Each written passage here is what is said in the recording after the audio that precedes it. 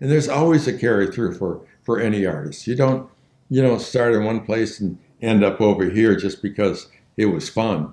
You laboriously or accidentally or mysteriously get there. But you're always building off of what you've done, where you've been, what you've experienced, what you've learned then to get to where you are now. And where you are now is not where you're going to be tomorrow either. And that's the exciting part of it. That's what art is all about to me. My work over the years, I could see the progression. I could see where it went, how it went, and it was never thought out. It took me. I didn't take it. And this is just what I do. I just love to make things, and I've always been a maker. I mean, I make objects, and now I think of myself really as no longer a painter, but an object maker, and it's a new direction for me. No matter where you look at this thing, there's just a whole new discovery of shapes and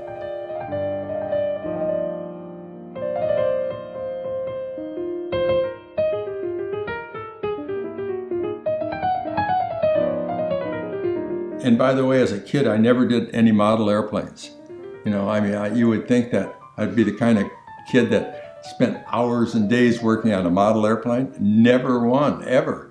But now that I'm in my 80s, I guess I'm getting back to all that model making and enjoying the hell out of it. It's just so much fun to do.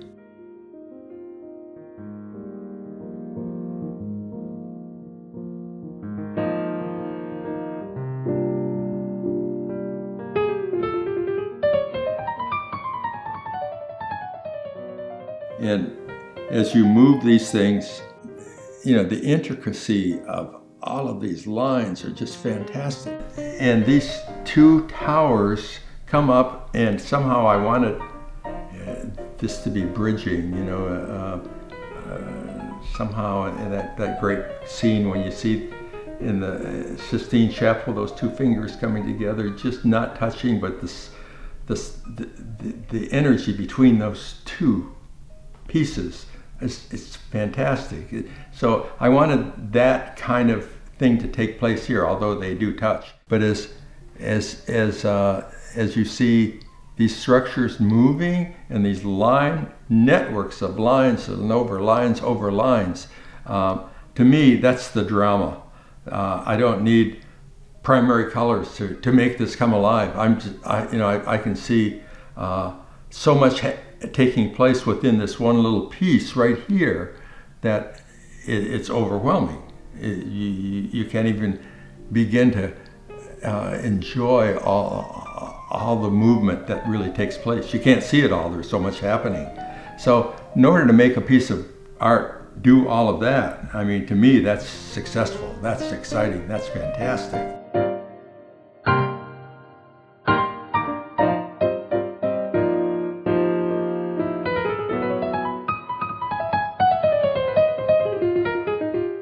I mean, every artist deals with line. Somebody asked Picasso, how long did it take you to do that little line drawing? And he said, 70 years.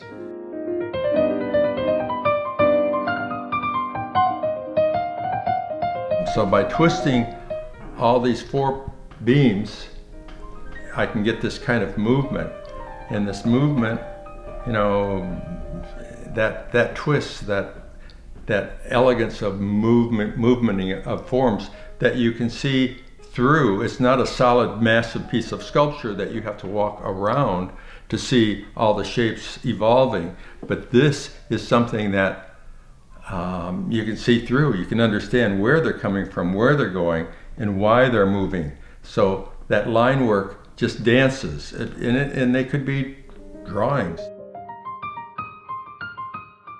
They really are sculpture with architectural feet on them, So I really wanted to be an architect, but I'm dyslexic and I could never get through the math. I mean, the math was like just impossible for me. I just see these numbers and equations jumping all over the page. So had to kill that one. So the architectural thing has always been in my past. So that's why I made abstract architecture.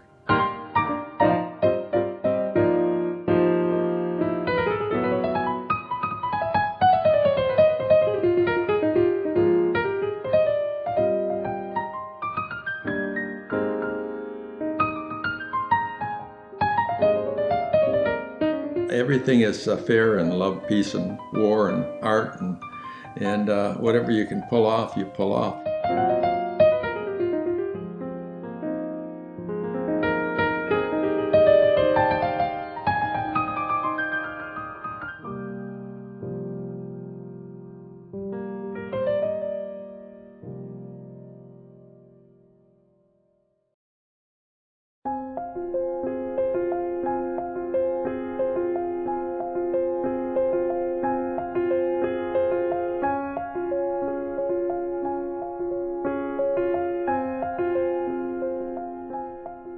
That one came out of the seat of my pants. I have no idea where the pyramids came from. They, I mean, everybody's fascinated with pyramids, of course. I mean, every person on Earth, I think, is attracted to that incredible image, you know. But I didn't study it, and I wasn't a scholar in the way of that historical movement or culture. But they were just shapes that came about, and I just got into them, and I started playing with them, or multiples of them, or doing abstract twists on them. I'd never seen the pyramids. I'd never been there. All I know is the stuff that I've seen in the libraries, you know, in books. But I guess that was like Rousseau going to the zoo in New York and doing all of his animals. He had never been to Africa, from what I understand. But anyway, from that, as I said, it kind of evolved on into some of these newer pieces that I'm doing now that are very basic and using color that just primary colors, much like Mondrian would use. And so I'm not playing with the excitement of pigment just flying all over the place, or overlapping, or transparencies or anything. These are just pure, straight out of the can colors that I'm trying to incorporate with architectural pieces that would fit together, and you can see all these structural elements kind of fitting. Some of these types of things where I'm playing with line, in fact, delicious yellow lines here, sitting on top of that red. I mean, it's almost good enough to eat. You know, it's luscious. So here I am playing with planes, color, just basic color. I'm not using much of anything other than a spray can, and my little networks of lines. So the sculptures have moved more into a two-dimensional area now. So that's my new fascination, and I'm always trying to set problems for myself to solve. I mean, I've never been the kind of artist that found the groove and I just stuck with it and just made it better and better and better over the years. And like many painters are like that. After 5 years or 10 years or something, I'm off into a new direction. And maybe it's a little fickle, but I love the new challenge. The new challenge is, where in the hell am I going to go with this? And that's one of the reasons why I do so many small things right now too, because I want to create more possibilities. I want to go through and discover 100 things from start to finish, instead of just one big painting that would take me the same length of time. So drawings, small pieces, this size. I mean, it's a luxurious position to be in, to be able to just make art and find your way there, and just to experiment and make mistakes and have time to reflect and see where you're going next and why you're going there. Sometimes you don't know why you're going there. You just get your ass there and you kind of go, wow, how did I get here?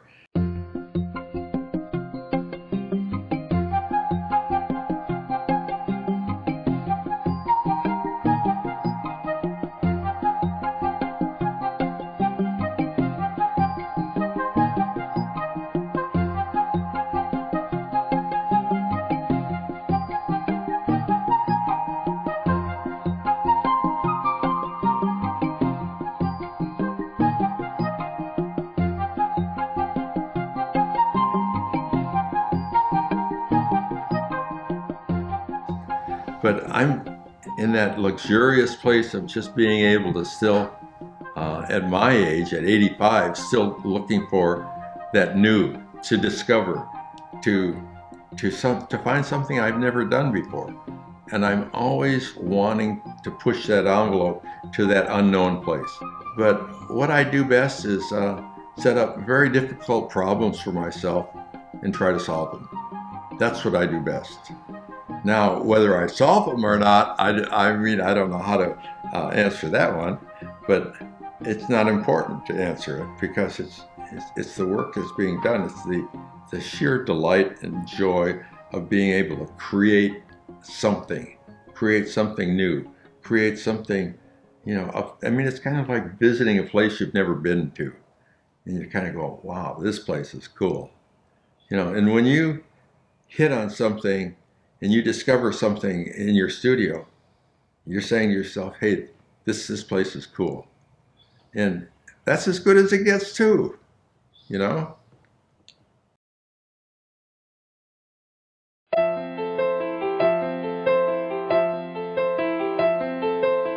But from my father, I was able to work and watch him work because he was a machine repairman, and he repaired everything. I mean, if we had a product that went out in the house, he would repair it. That's all there was to it. You didn't go out and buy a new one.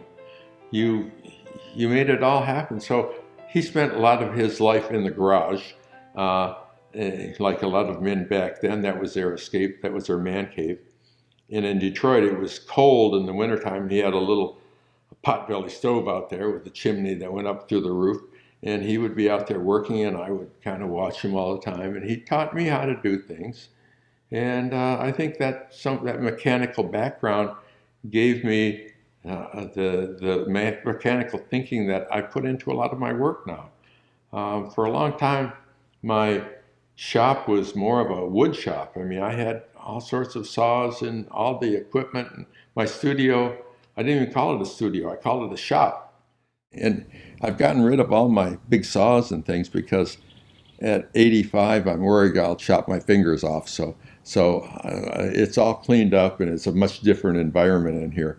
But I had chop saws and table saws and band saws and sanders and all this stuff, and it just occupied all this space. But now it's kind of a different environment for a different direction. And it's exciting, and it's new, and it's wonderful, and I like it.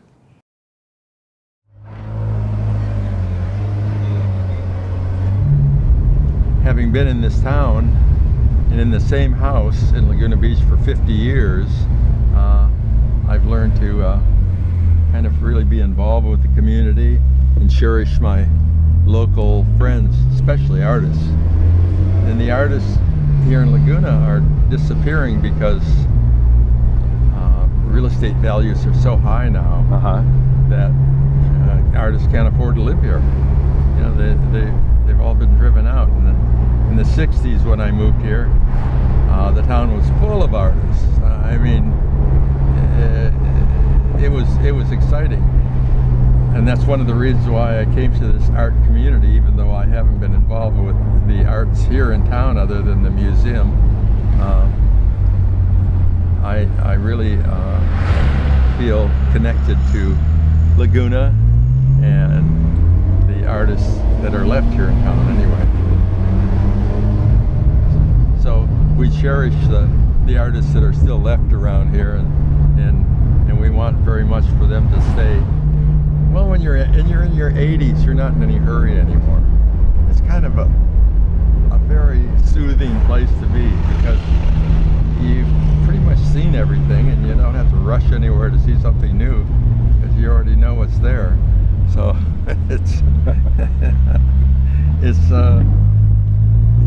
just a rewarding time in your life. I cherish it. I'm really happy to be old and proud to be old. I hope I have some wisdom to share with younger people. That's important to me.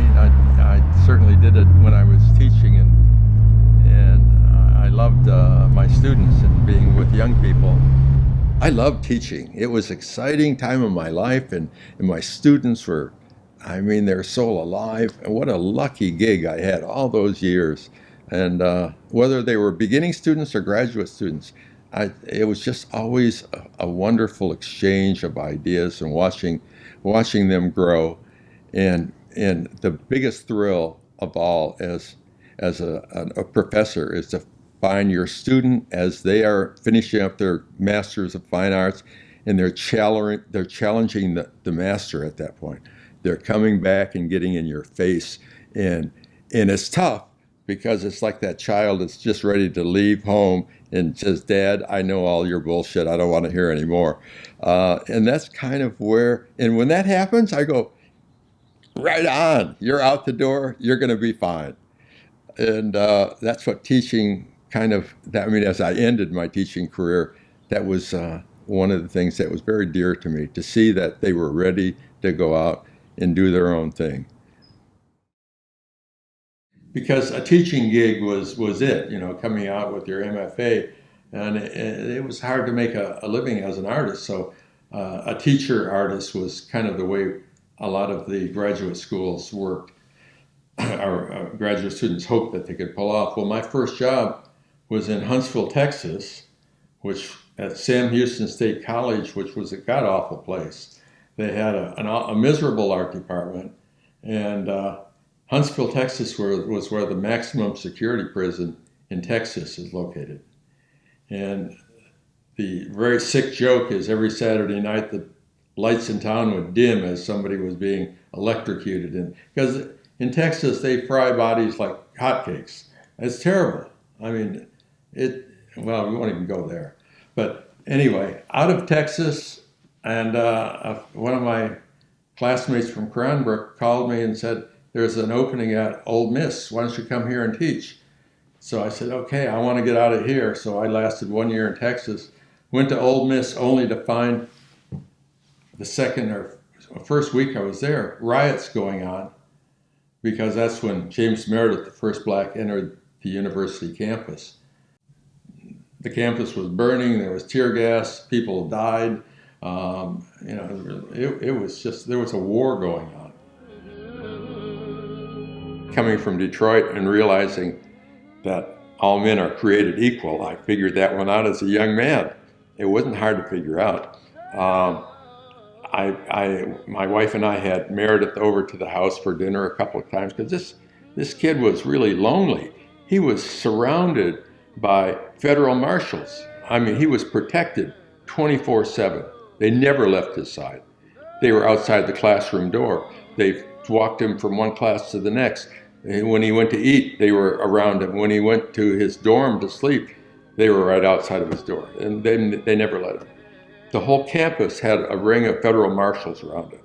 It was a fortress because the rednecks at that point wanted to get in there and get us Yankee liberal no good bastards that they hated. I mean, I was just a Yankee troublemaker.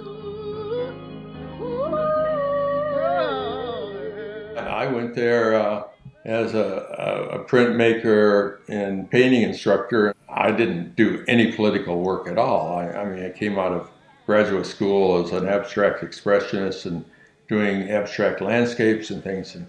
And I'm watching the riots going on outside, right outside my studio. And a year of listening to all the hatred and all the racial slurs. We saw and we heard stuff that was so outrageous, like the only good nigger is a dead nigger, and would you want your sister to marry one, and fuck the NAACP and all this stuff. So that's what I heard. So I started doing these paintings in 1962 with huge Confederate flags. I painted them, and then I wrote graffiti all over all the stuff that I had heard.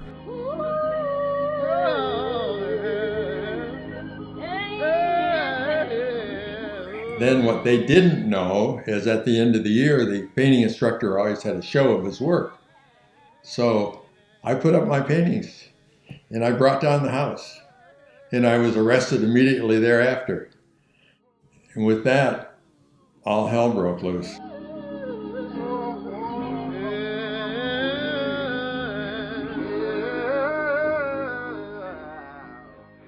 the Never painting. It's one of the more important paintings that came out of Mississippi.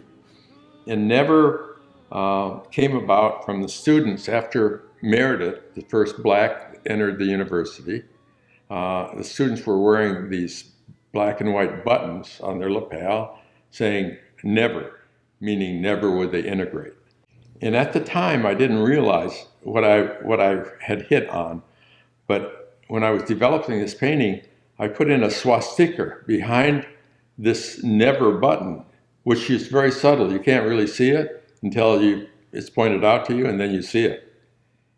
And at the time, I don't know why I did a swastika, because I didn't necessarily put Nazis and segregationists together, but I knew it was the same kind of hatred.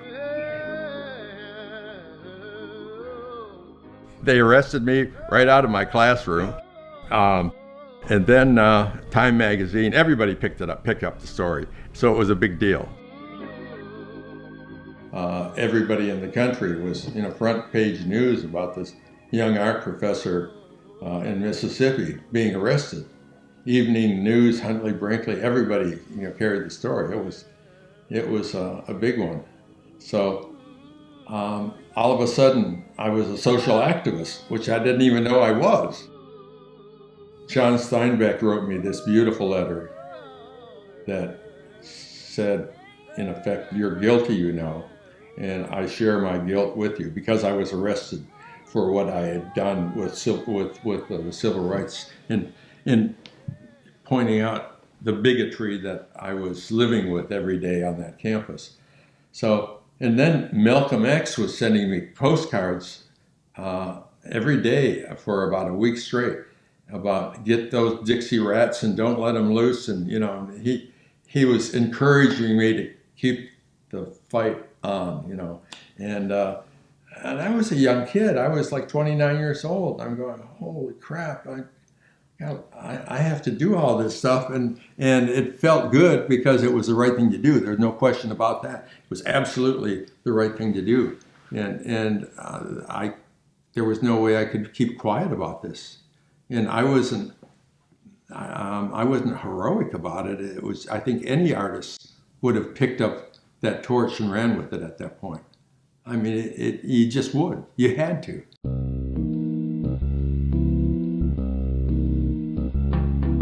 I went directly from there to New York, and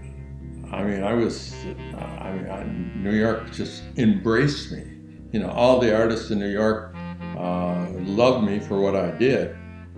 Art News had articles about me, Encyclopedia Britannica, everything you can think of. I mean, I was like the artist of the year at the time, just because of all this social commentary work, which nobody was doing. So anyway, I got pigeonholed into being the social commentator. And I'm going, holy crap, I have a responsibility here that I didn't know I was really wanted to take on. But I took it on and did the best I could do with it anyway.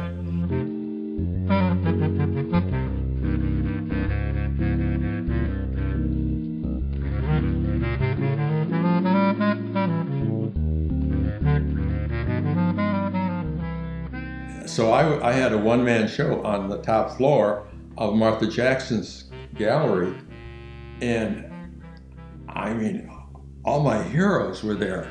I mean, they were all there to see my work. I'm going, oh, it was the greatest thrill of my life, to have these people. The only weird thing was what is his name? Warhol. Warhol was so fucking weird. I was trying to talk to him, and I couldn't get much out of him. He just kind of looked, and that was about all he got out of Warhol. Rauschenberg shows up in this incredibly blue jacket with a full-on parrot on his shoulder, And that was a mean-ass parrot, too. It bit everybody. And I think he loved it. But Jasper Johns was there. Everybody was there. And for a youngster to have this thrill early on in his career it was my 15 minutes of fame. You know, I mean that was it. It was a thrill of my life, uh, and I will never forget it. And it was the best.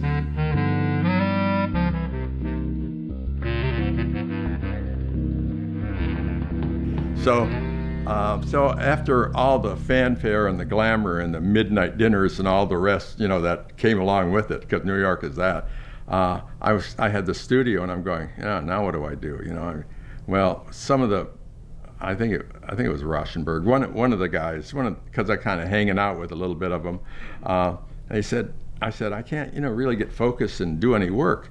And they kind of, I think it's Rauschenberg. He grabbed me by the shirt and he said, it's a job. You go to your studio and just go there and work. It doesn't matter what you do. And I'm going, but I'm not. He said, bullshit. Just go to the studio and work. So that was a great lesson for a young artist coming from one of the modern masters at that particular time. It's a job. Yeah, that's your job. And in fact, we all have our job. Her job is to look after us and to give us love. That's her job.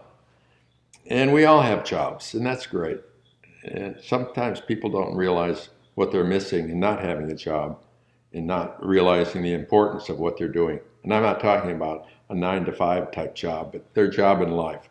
And we sometimes miss that. We get caught up in our own little problems or whatever bothering us at the time, and we don't focus on what's really important.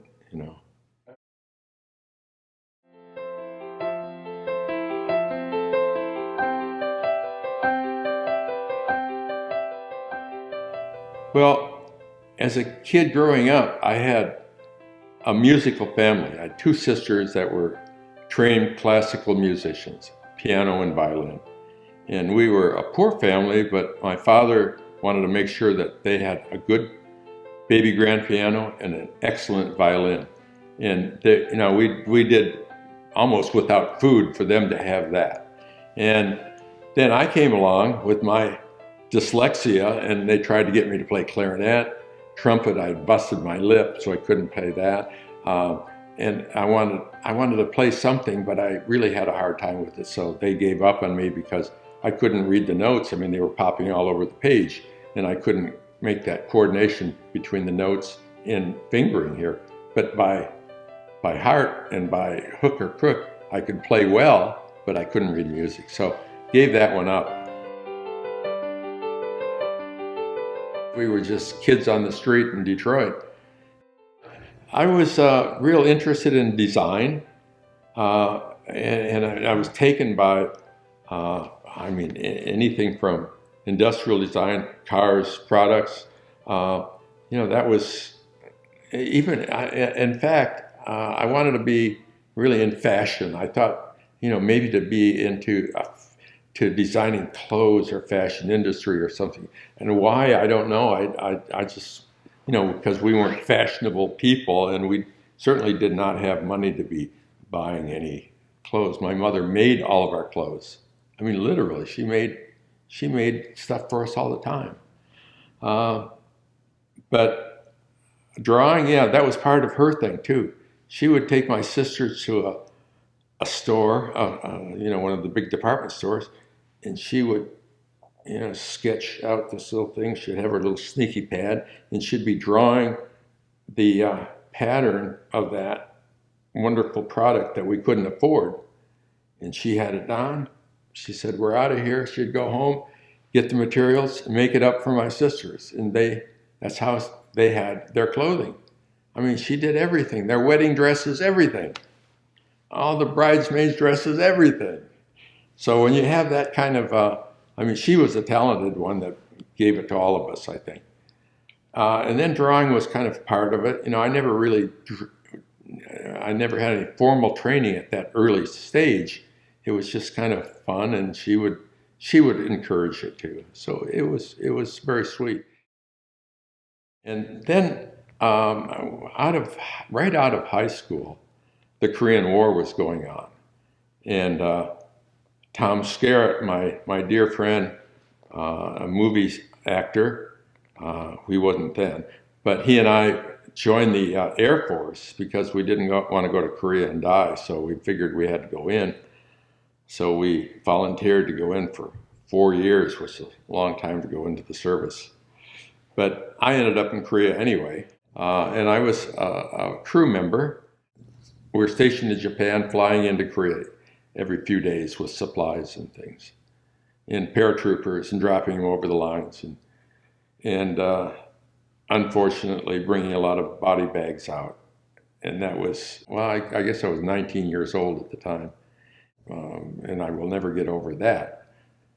To know that they were kids my age in all those bags, and came back from that, finished my time in the Air Force, and came out, and I had GI Bill, which was heaven sent. I mean, the GI Bill was one of the greatest things that ever happened in this country for education, for writers, poets, dance artists. I mean, it was a great thing.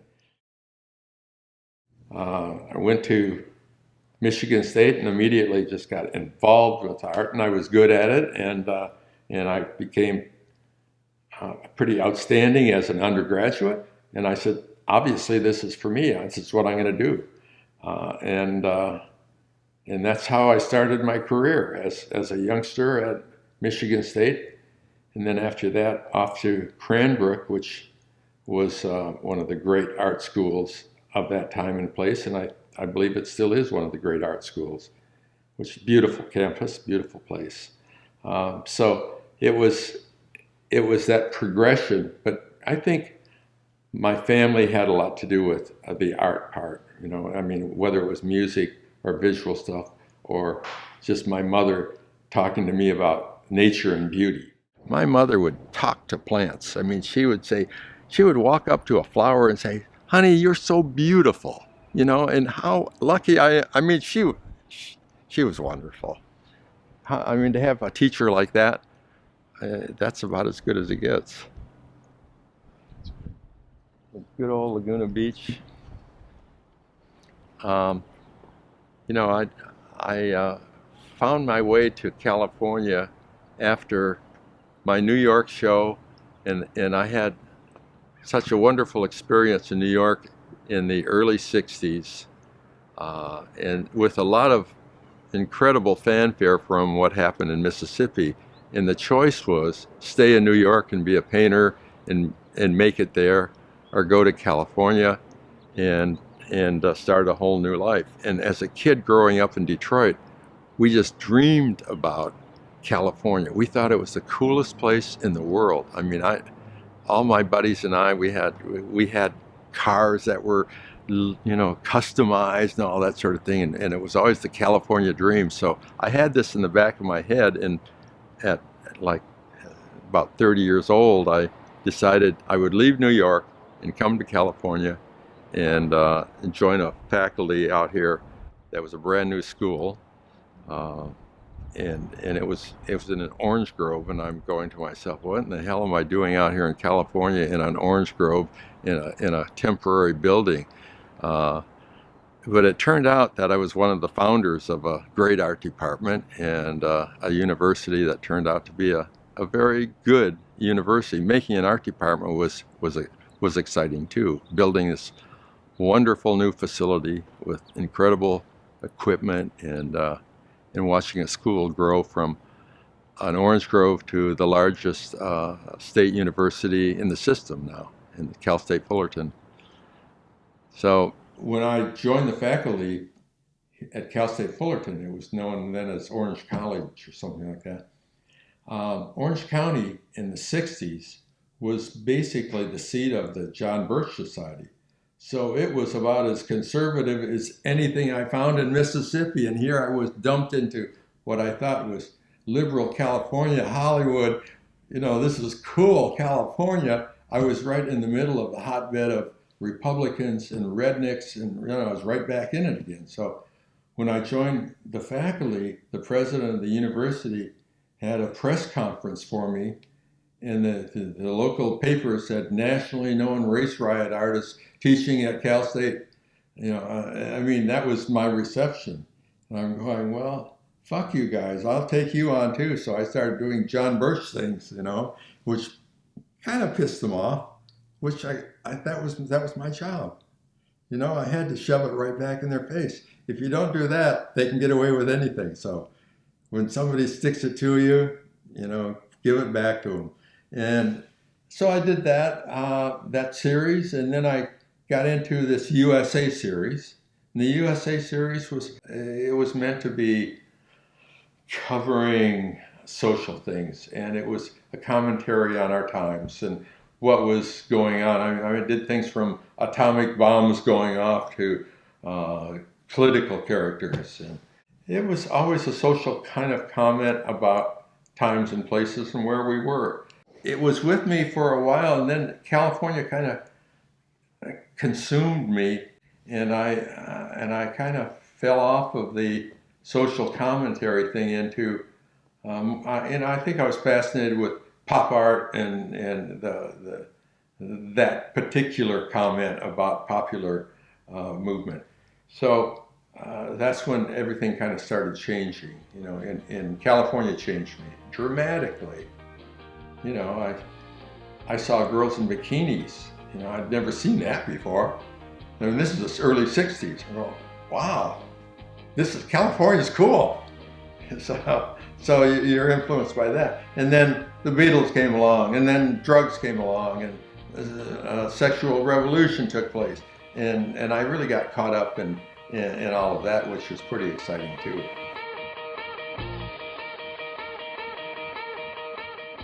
And then I just exploded into all these kind of California pop culture things that I did that were just extremely different.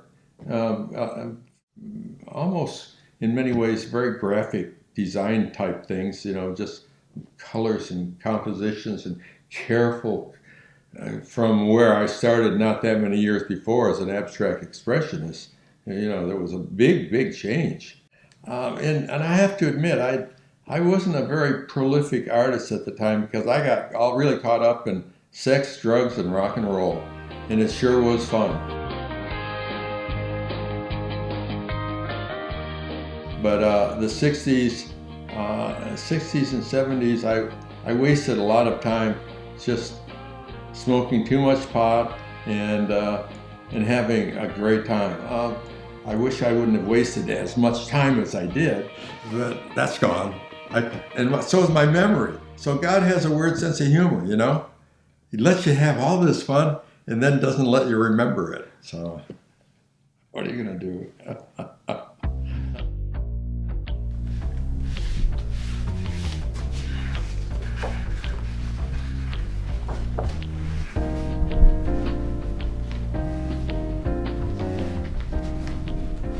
A number of months ago, I decided to start painting again.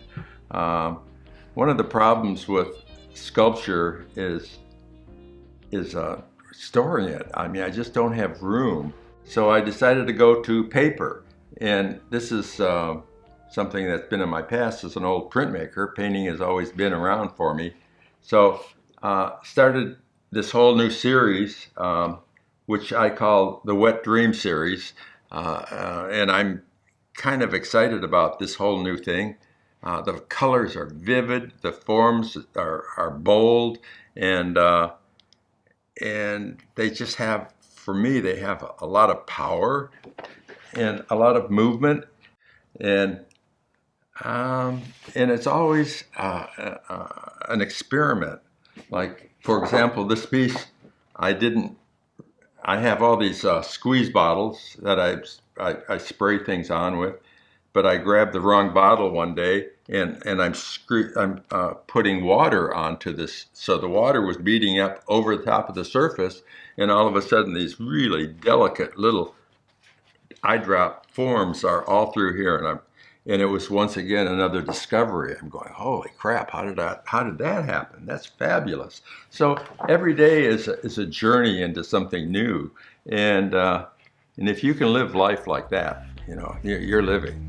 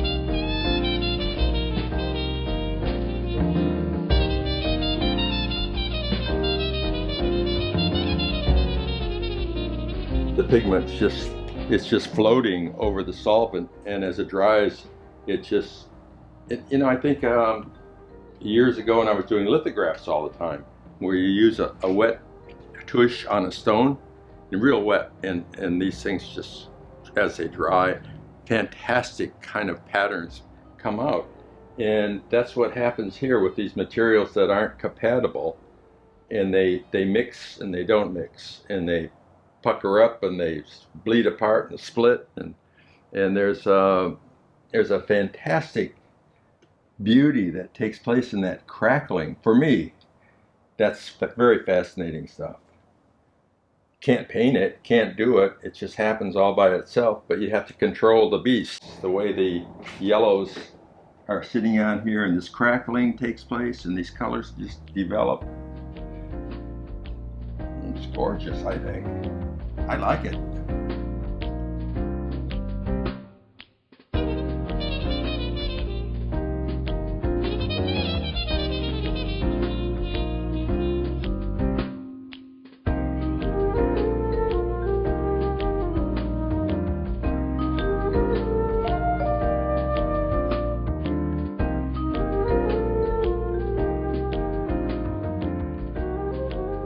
I've never made art like this before. It was like a newfound freedom, and I enjoy looking forward to what's going to happen next, because I have no idea where it's going. And yeah, there are a lot of personal things in my life right now that are somewhat difficult. Even the aging process is difficult. This work takes me away into a freedom of everything that in the world that is constricting and controlling. The only thing that I'm seeing now is, as I age, is I'm a little slower. I forget some things, sometimes. I mean, I'm not sure what I had for dinner a couple of nights ago or where we were, but that's not important anymore anyway. So who cares? If I can't remember that, no big deal. As long as I still remember my name, I think that's important. But I go to my studio every day and I poke around, and I always have an interesting, fun day just being there. 50 years is a long time in one spot, and I've been in this studio for about 40 of them. So it's me. It's my house. And the ocean, and by the way, a lot of my paintings are blue.